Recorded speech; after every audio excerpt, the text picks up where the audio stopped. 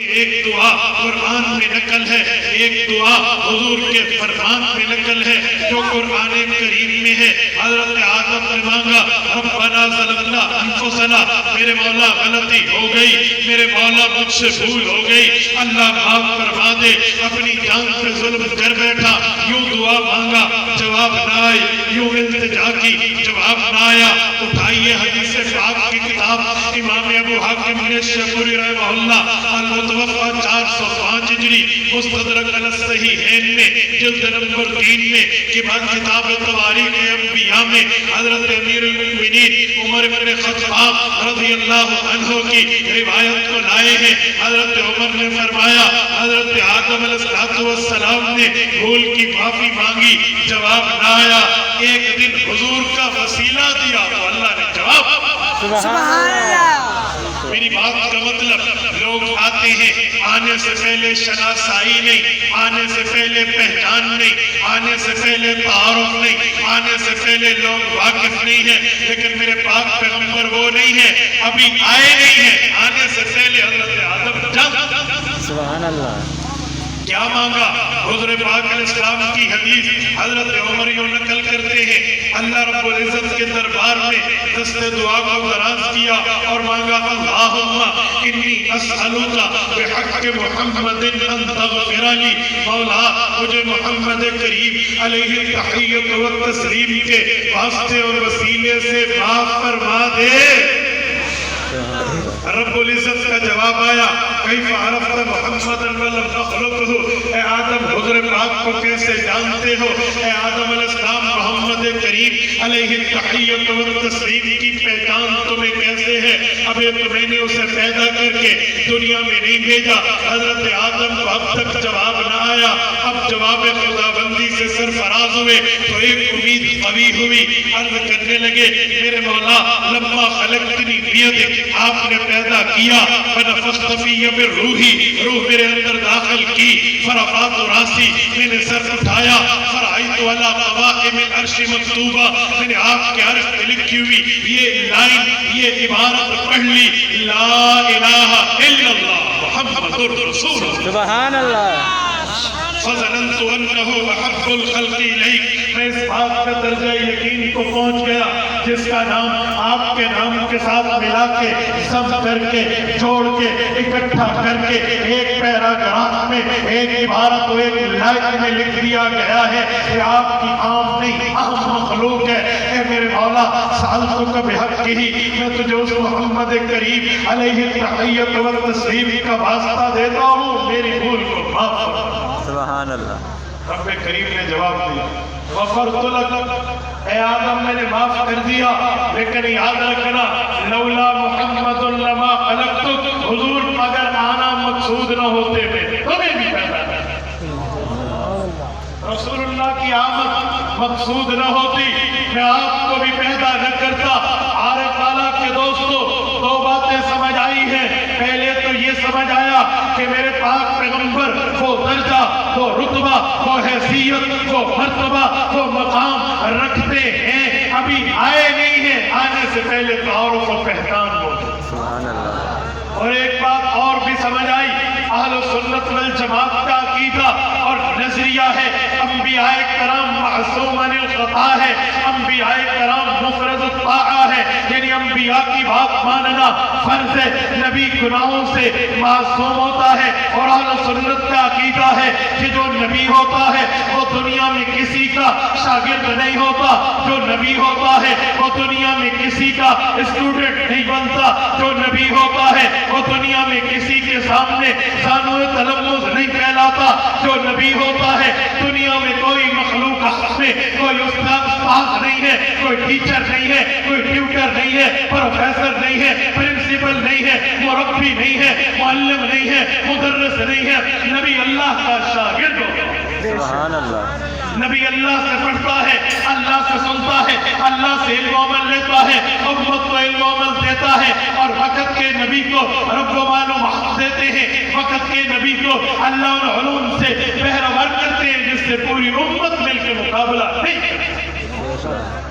اب یہ دلیل کہاں سے ثابت ہوگی کہ انبیاء کرام خود خداوند کے شاگرد ہیں، ان سے پڑھتے ہیں، دنیا میں کسی سے نہیں پڑھتے؟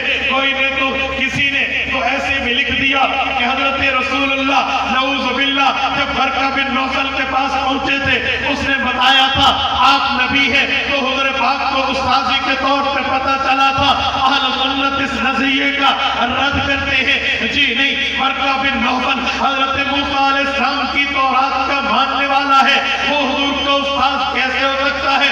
ٹھیک ہے وہ توحید کے عقیدے کا قائل تھا، ٹھیک ہے وہ اپنے وقت کی شریعت کا قائل تھا، ٹھیک ہے وہ حضرت خدیجہ بنت خویلد رضی اللہ عنہ ام المؤمنین اقبلہ کا چچا زاد بھائی تھا، ان کے پاس حضرت خدیجہ حضور پاک کو لے گئی تھی، لیکن وہ استاذ نہیں تھا، اس نے تو تورات پڑھی تھی، انجیل پڑھی تھی، صحائف پڑھے تھے، زبور پڑھی تھی، اس سے پڑھ کے رسول اللہ کی خوشخبری کی تصدیق کی تھی۔ ہاں میرے نبی کے ایمان کا مصدق تھا، میرے نبی کے ایمان کا مؤید تھا، میرے نبی کے ایمان کو ماننے والا تھا۔ وہ یوں نہیں ہے، بلکہ وہ اگر حضور پاک کا استاد ہوتا تو یوں نہ کہتا اے کاش میری عمر آپ کے اعلان نبوت تک کھڑی ہو جائے، میں آپ کا حد۔ سبحان اللہ۔ برقہ بن نوفل کی بات یوں غلط یوں نہیں ہے، بلکہ نبی اللہ کا شاگرد ہے۔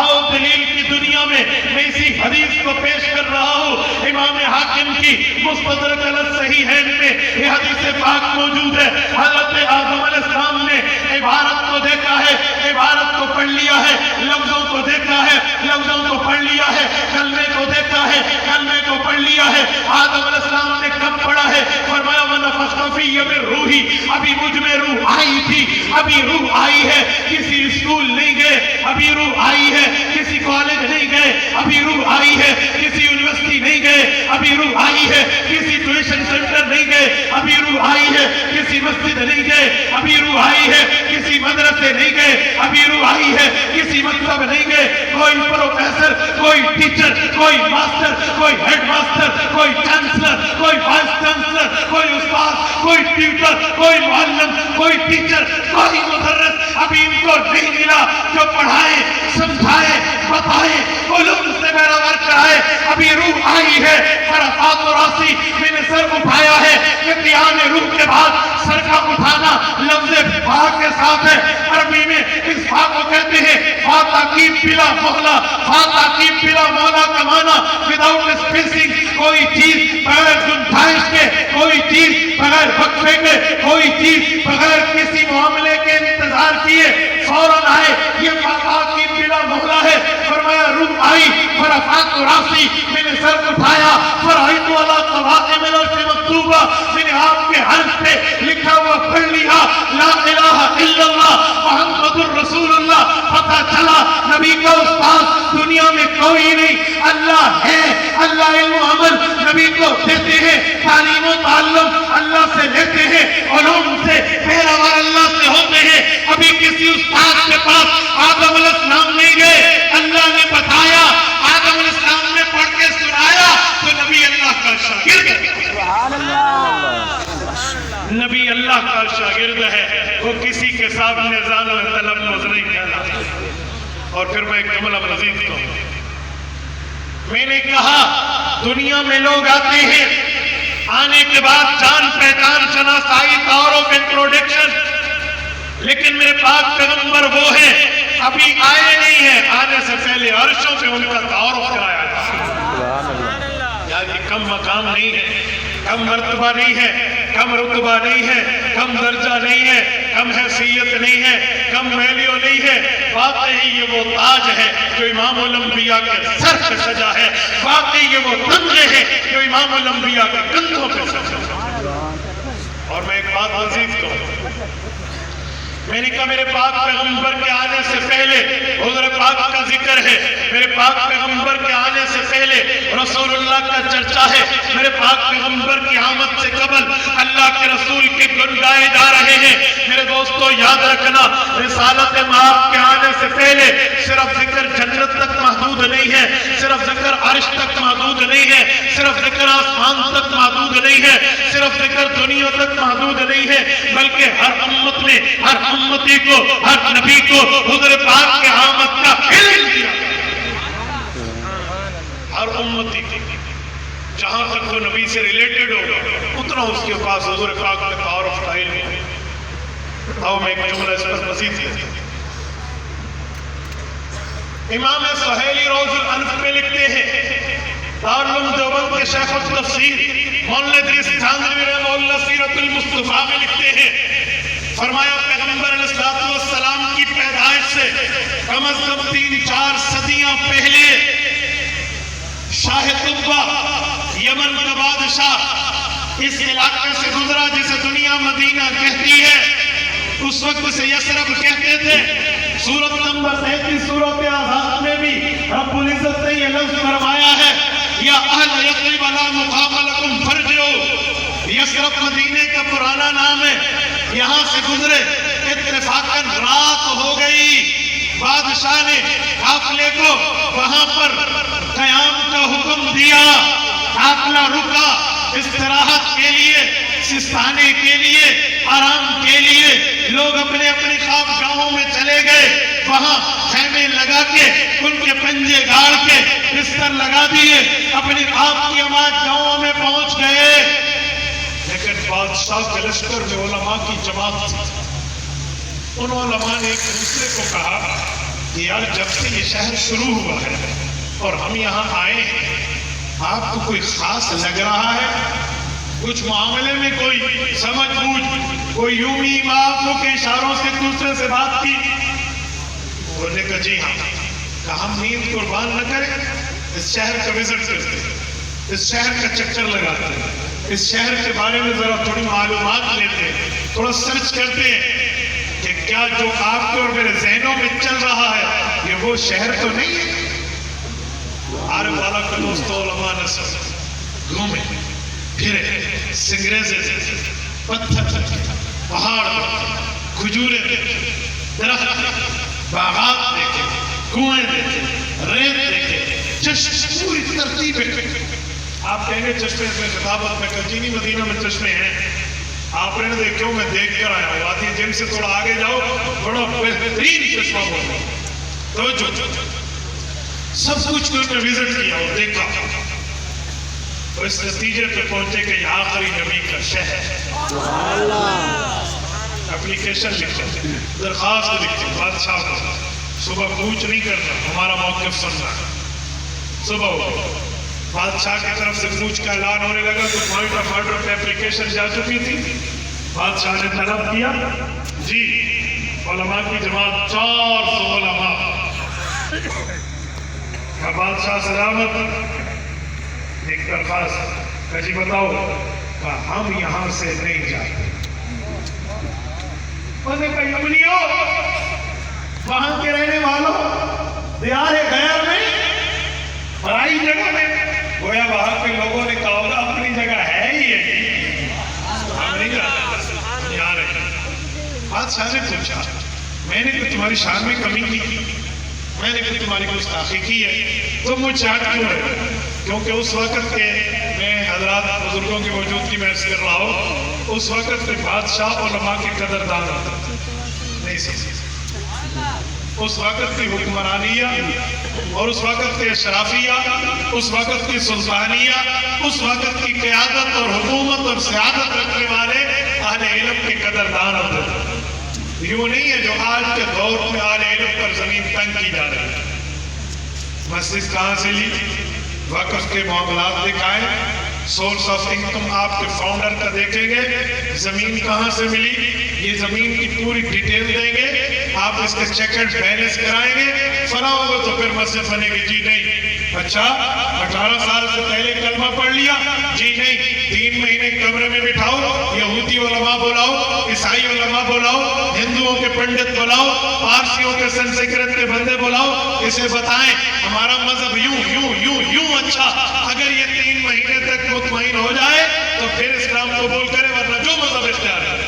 انا للہ، یہ دور تو نہیں تھا رہا، یہ معاملہ تو نہیں تھا رہا۔ اور پھر مدارس ہمارے حوالے کریں، ہم جانے، آپ کے مدرسے جانے، نصاب ہم نے بنانا، तरतीब आपने रखनी। जी नहीं भाई, ये जमाना तो नहीं था, ये तो ये जमाना है ना। और सलाम है इस दौर के उलमा की क़यादत, सलाम है विफाकुल मदारिस की सोच और समझ को, सलाम है हमारे अकाबिर उलमा के अल्लाह की कसम फैसले को, जिन्होंने हुक्मरानों का ये गलत फैसले पाँव की ठोकर से यूं उड़ाए हैं जैसे चटियल मैदान में फुटबॉल को किक मारी। नारे तकबीर, शान-ए रिसालत, उलमाए देवबंद। उन्होंने कहा ये बात आप नहीं आपकी, और बाकी अल्लाह रब्बुल इज्जत ने ये ताकत उलमाए देवबंद को दी है कि ये आंख में आंख डाल के बात करना चाहता है, आपको अपनी क़यादत पर फख्र करना चाहिए। हकीकत है, अल्लाह की कसम, इस दौर में उलमा का मकाम, मदारिस का मकाम, मसाजिद का मकाम हमारे लिए बहुत बड़ी है। वरना इस्लामी मुल्क नाम रखने वाले किसी ममालिक में आप चले जाएं और यूं आप खुले मैदान में गुफ्तगू करने के लिए बैठ गए, आप मुझे बताएं कोई परमिशन दे दिया, मजा आने का बात है। लिखी हुई तकरीर आपके सामने होगी, इससे अलग भी इधर उधर नहीं होना, पढ़ो जो यहाँ लिखा है। ये इन उलमाए कराम, ये जो असेंबली में बैठे, मदारिस में बैठे, मसाजिद में बैठे, इन बोरिया नशीनों की तारीख की बरकत है कि आज खुले आप दीन की खिदमत हो। यकीन माने बहुत बड़ा रब का एहसान है। मैं क्या करता हूँ कि हम अपने मदारिस तुम्हारे हवाले करने के लिए तैयार, हम कहते हैं तुम इनका इंतजाम संभालो, लेकिन अपना एक्सपीरियंस तो बताओ। कोई जहाज चलाना हो ना तो कहते हैं एक्सपीरियंस सर्टिफिकेट लो, किसी जगह नौकरी देनी हो तो एक्सपीरियंस सर्टिफिकेट। हमारे उलमा में कहते हैं तज़किया, तो तुम अपना तज़किया तो दिखाओ। तुमने जो आज तक मदारिस मसाजिद अपने हाथ में लेने के दावे किए हैं, जो तुम्हारे कंट्रोल में स्कूल और कॉलेजेस हैं, उनकी हालत क्या है? सुने, तुम्हारे पास सरकारी इमदाद है, तुम्हारे पास सरकारी लौ लश्कर है, तुम्हारे पास सरकारी बजट है, तुम्हारे पास पैसा बेबहा है, उसके बावजूद भी तुम अपनी स्कूल कॉलेजेस और यूनिवर्सिटीज की तालीम और एजुकेशन को इतना नहीं लाए कि वो दुनिया के टॉपर यूनिवर्सिटियों में आ जाए, टॉपर स्कूल्स में आ जाए। जी नहीं, बल्कि सलाम पेश है इन मदारस के बोरिया नशीनों को, जिन्होंने बगैर तनख्वाह के, बगैर उसके, बगैर सरकारी इमदाद के, सिर्फ लिल्लाह बिल्लाह मदारस और मसाजिद के निज़ाम तालीम को वो चमकाया है कि पूरी दुनिया में अरब हो, पूरी दुनिया में अजम हो, सारे पाकिस्तान के मदारस पर नजर रखते हैं। सुभान अल्लाह। ये हमारे बड़े कुछ दिनों पहले विफाकुल मदारिस का पहला मदरसा यूरोप में, तुर्की में कायम। अब हमारे हज़रात की मेहनत, कोई चीजें ऐसी होती हैं जो हमारी मुश्तरकात में, ये किसी की नुमाइंदगी नहीं, वरना मुझे कभी स्टेज वाले का बात करो नहीं। मैं हर जलसे में 4 बातें बुनियादी जरूर करता हूँ। मैं कहता हूँ सुनो, तबलीगी जमात हम सब की मुश्तरका जमात, बोलिए है या नहीं है, शाहिद करते हैं। इसी तरह आलमी मजलिस तहफ़्फ़ुज़ ख़त्म नबूवत हम सब की मुश्तरका जमात, और इसी तरह जमीयत उलमाए इस्लाम हम सब का मुश्तरका सियासी प्लेटफॉर्म, और इसी तरह विफाकुल मदारिस अल अरबिया पाकिस्तान हम सब का मुश्तरका तालीमी बोर्ड। आप मानते हैं नहीं मानते? आप खड़ा करके हमारे जलसे में जो मुसलमान है वो भी हाथ खड़ा करे, जो मेहमान है वो न करे, जो मानते हैं वो हाथ खड़ा, मानते हैं ना? जज़ाकल्लाह। अपने अकाबिर पर एतमाद वाला मिजाज लो, अपने बड़ों पर एतमाद वाला मिजाज लो, खुदा की कसम उम्मत पे इत्तेहाद कायम हो सकता। चलो मेरा उन्वान नहीं, मैं अपने उन्वान पे बात।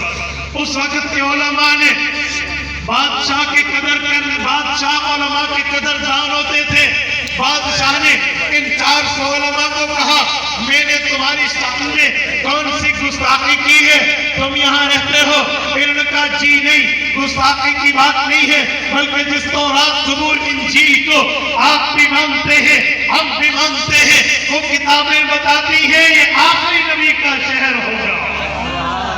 हम उसके स्वागत, इस्तकबाल के लिए, हम उसकी रिसेप्शन के लिए जमा होना चाहते हैं, हमें उसका इस्तकबाल करना। बादशाह ने कहा ठीक है, मैं तुम्हारी बात मानता हूँ, आज मैं यहाँ से नहीं जाऊँगा, पूछ करके का हुक्म वापस लिया। اور کہا 400 علماء کو یہاں بھیجوں گا، رکھوں گا، تو ان 400 کو ایک ایک گھر بنا کے دینا میری طرف سے تحفہ۔ 400 گھر بنے۔ یہ جو اوس اور خزرج ہے نا، یہی نہیں علماء کی اولاد۔ یہ اوس اور خزرج، آپ تاریخ مدینہ کو ٹچ کریں نا تو آپ اس بارے میں اچھی بڑی بات سمجھیں گے کہ جو اوس اور خزرج کا خاندان ہے، جسے قرآن کریم انصار کا نام دیتا ہے۔ انصار، سورۃ نمبر 9 سورۃ توبہ آیت نمبر 100، والسابقون الاولون من المہاجرین والانصار۔ یہ انصار جو ہے یہ انہی علماء کی اولاد ہے جو مدینہ میں حضور کے استقبال کر رہے ہیں۔ اور اسی طرح حدیث پاک میں ہے، رسول پاک علیہ السلام نے انصار کی دلجوئی کے لیے فرمایا لو سلک الناس وادی وشیبہ وسلک الانصار وادی وشیبہ لسلکت وادی الانصار۔ چاہے لوگوں باقی ایک طرف، انصاری ایک طرف چلے، تو میں خود کو انصار کے ساتھ چلنا محبوب سمجھتا ہوں۔ 400 علماء رہ گئے، بادشاہ نے ایک گھر اور بھی بنایا، کہا یہ گھر اس نبی کو تحفہ دینا جس کی رفاقت کے لیے مجھے چھوڑ رہے ہو، نہیں تو اپنی نسلوں کو کہنا میری طرف سے یہ بنا بنایا گھر اس کو تحفے میں پیش کر۔ میرے دوستوں، میں نے کہا نا کہ آئے نہیں ہیں حضور، آنے سے پہلے حضور پاک کی چرچے شروع ہوئے۔ بادشاہ چلا گیا، جاتے وقت ایک خط انہیں دے گیا۔ علامہ سہیلی نے اس خط کے 6 الفاظ نکل گئے، 6 باتیں، 6 باتیں، 3 شعر ہیں، اس کے ایک ایک عبارت، 6 باتیں۔ اس نے رسول پاک علیہ السلام کو پیغام لکھ کے اس نے کہا شہدت علی احمد انہ رسول من اللہ بارئ النسم فلو مت عمری الی عمره لکنت وزیرا له وابن عمی وجاہدت بالسیف اعداءه وفرجت عن صدره کل غم۔ اللہ جانتا ہے اردو کا دامن تنگ ہے، میرے پاس اس کے ترجمے کے الفاظ ہیں، میں سلیکشن کرنے میں تھک جاؤں گا، انتخاب میں میں تعبان ہو جاؤں گا کہ میں کون سا لفظ اس کے ترجمے میں لاؤں گا جتنی محبت میں ڈوب چکے ہیں۔ میں کوشش کرتا ہوں میں اس کی سمری، اس کا خلاصہ، اس کا مفہوم، اس کا ماحصل آپ کی خدمت میں رکھ پاؤں۔ توجہ ہے، جس کی نہیں ہے وہ ہاتھ کر، اب جس کی ہے وہ ہاتھ کر۔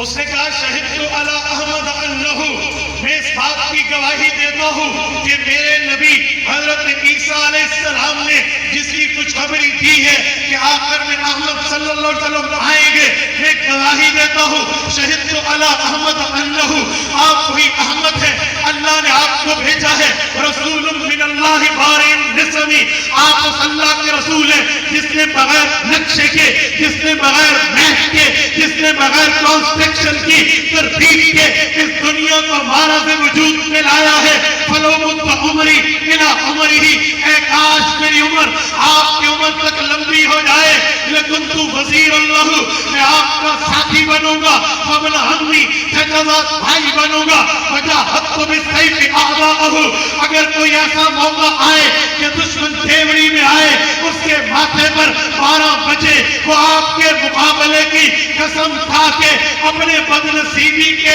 فرقوں پر دستخط کرتے ہوئے آپ کے مقابلے میں نکلے اور آپ کو مدد، نصرت، تعاون، ہیلپنگ ہینڈ ضرورت پڑے، وجاہدت بالسیف اعداءہ، تلوار بھی میری ہوگی، ہاتھ بھی میرا ہوگا، میں آپ کے تعاون، مدد اور نصرت کے لیے میدان عمل میں اتروں گا۔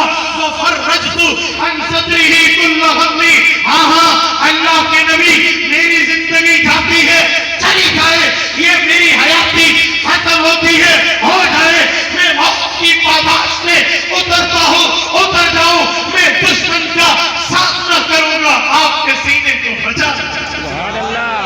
وفرجت عن صدرہ کل غم، ہر غم سے آپ کو بچاؤں۔ میں پورے شعر کی نہیں ایک جملے کی تفسیر عرض کرتا ہوں، توجہ رکھنا۔ لکنت وزیرا لہ وابن عمی، کیا وزیر کا لفظی ترجمہ تو وزیر ہے، وزیر وزر سے نکلا، وزر فوج کو کہتے ہیں، آپ کا فوج اٹھانے والا، ہیلپنگ ہینڈ، تعاون، ساتھی، مددگار، دوست، کابینہ کا بندہ، کیبنٹ کا ایک فرد، یہ وابن عمی، چچا صاحب بھائی یہ تو بنی اسرائیل کا ہے، حضور اسلام بنی اسماعیل کے ہیں، یہ حضور پاک کے چچا کا بیٹا کیسے بن سکتا ہے؟ شاہد البہ بنی اسرائیلی ہے اور رسول پاک بنی اسماعیل کے ہیں، تو بنی اسرائیل کے ایک اور خاندان والا بنی اسماعیل کے چچا صاحب بھائی بنے گا؟ بھائی ایک کے چچا، ایک کی کاسٹ جو ہو وہ آرائی ہو اور دوسرے کی کاسٹ گجر ہو، گجر آرائی کو کہے گا کہ میرے چچا کا بیٹا ہے؟